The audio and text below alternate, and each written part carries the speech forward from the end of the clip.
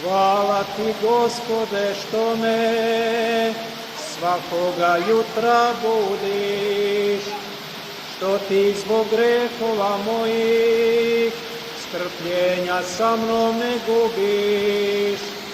Hvala ti, Gospode, što ti grehe opraštaš moje, u slavu tvoju spase, moja ti duša poje.